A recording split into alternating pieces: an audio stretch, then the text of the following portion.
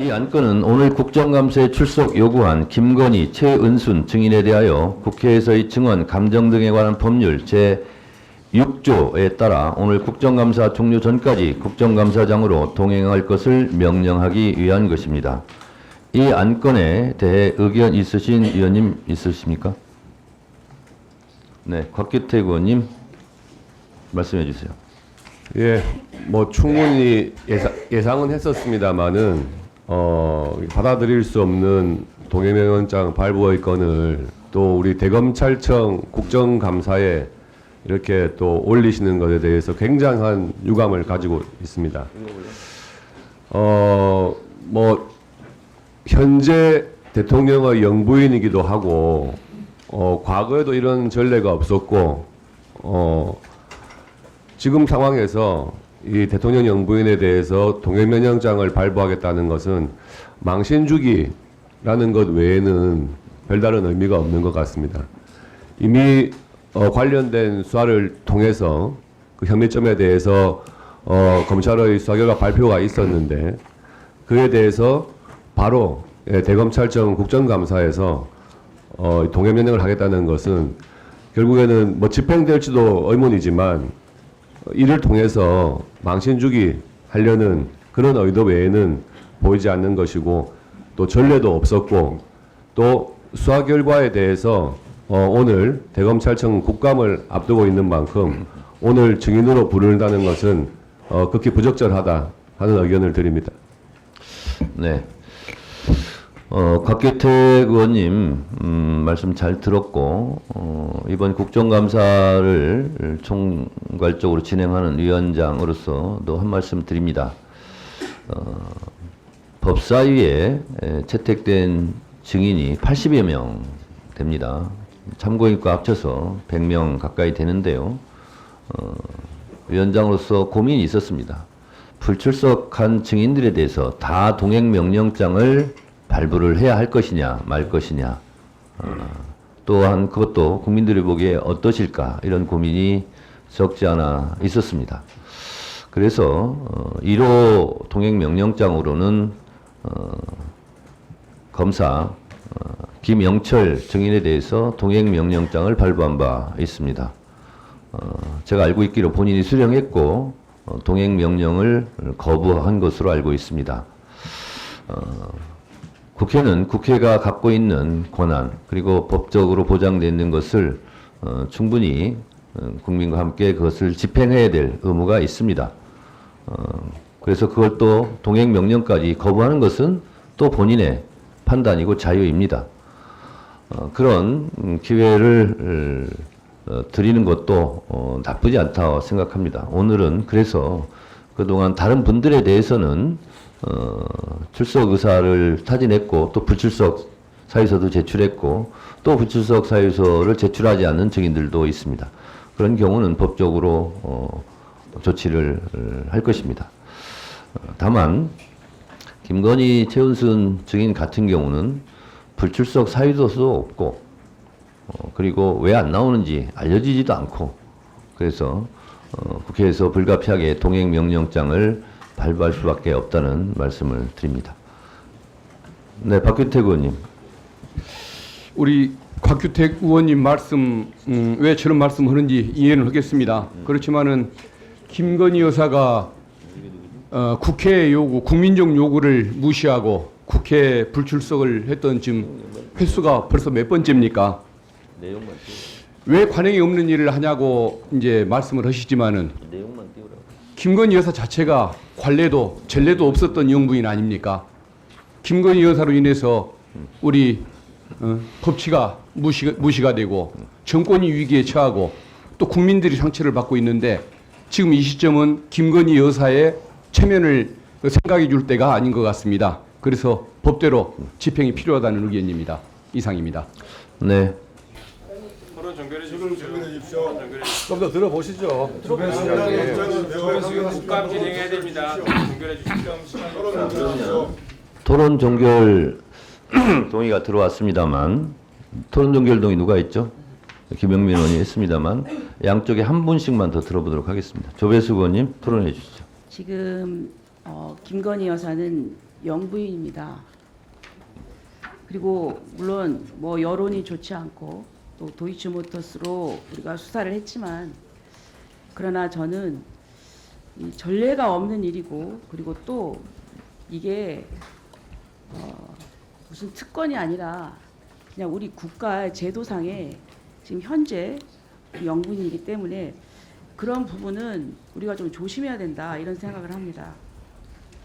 거꾸로 말하면 그럼 우리가 지금 이재명 대표의 부인인 김혜경 여사에 대해서 증인 신청하고 그리고 또 동행 명령장 발부하면 동의하시겠습니까? 아니 잠깐 이제 제 얘기 중입니다. 그리고 지금 절차적으로도 지난 금요일 날 증인을 많이 소환을 했어요. 근데 다 불출석했어요. 겨우 참고인 1명, 나머지 추가로 참고인 더 출석하게 의결해가지고 뭐 그렇게 진행이 됐습니다. 근데 그 중에는 불출석 사유서를 낸 분도 있고 제출 안 한 분도 계십니다. 어떤 그렇다고 하면은 형평에 또 문제가 됩니다. 그리고 또 이번 기회에 얘기하지만 증인을 너무나 자주 너무나 많이 소환을 합니다. 그럼 다 나오느냐 하면 거의 다 안 나오는 경우가 많습니다. 그리고 임성근 여단장 같은 경우는 4번을 출석했습니다. 4번. 유재은 관리관도 그렇고요. 이거는 이 증인 소환하고 이 조사하는 것도 너무 남발되는 것 같아요. 그러면 저는 국회가 한번 잘 준비를 해서 한 이렇게 몇 번에 걸쳐서 하면 되지만 이건 4번이고 앞으로도 또 출석이 또 예정이 돼 있습니다. 그렇게 되면은 오히려 국회가 가볍다는 그런 인상을 주게 됩니다. 권위만 실추됩니다. 그리고 또 지금 국정감사 기간이고 피감 기관하고 지금 국정감사를 하는 그런 자리입니다. 그럼 여기 나왔다 한들 여기서 우리가 밝혀낼 수 있는 게 뭐가 됩니까? 뭐가 있습니까? 기소할 증거를 찾아낼 수 있습니까? 실효성이 있습니까?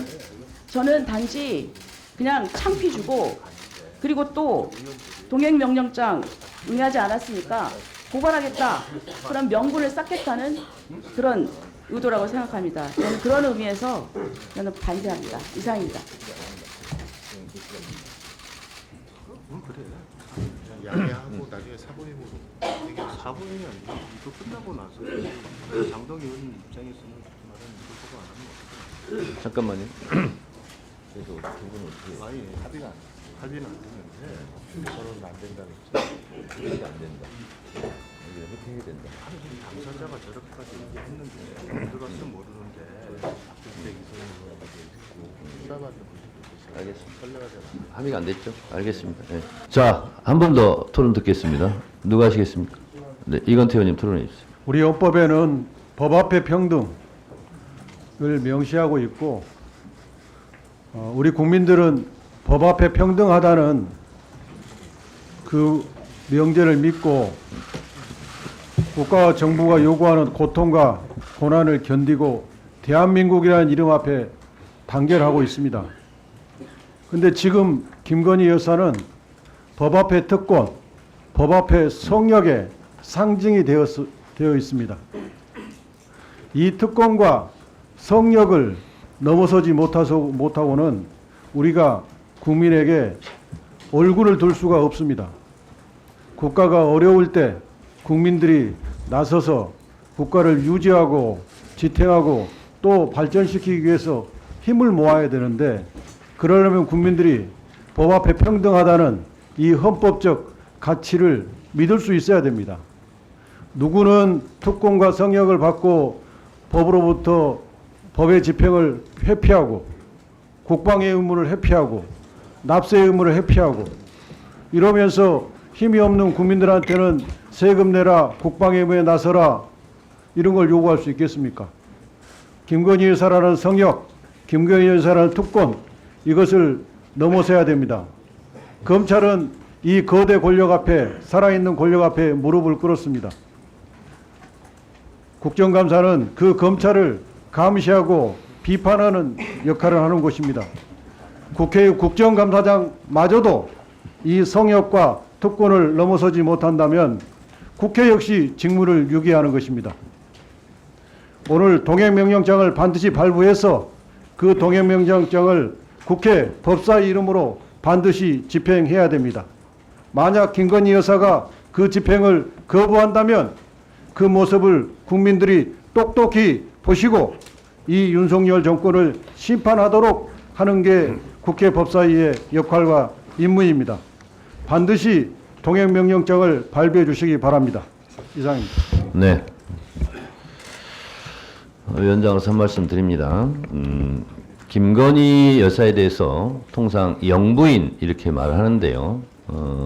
사전적 의미의 영부인은 대통령의 부인을 뜻하지 않습니다. 우리 국민들이 많이 헷갈려 하시는데요. 다른 사람의 부인을 품위 있게 높여 부르는 말, 3인칭 대명사입니다. 그래서 대통령의 영과 영부인의 영은 한자도 다릅니다. 그래서 그런 말씀 드리고요.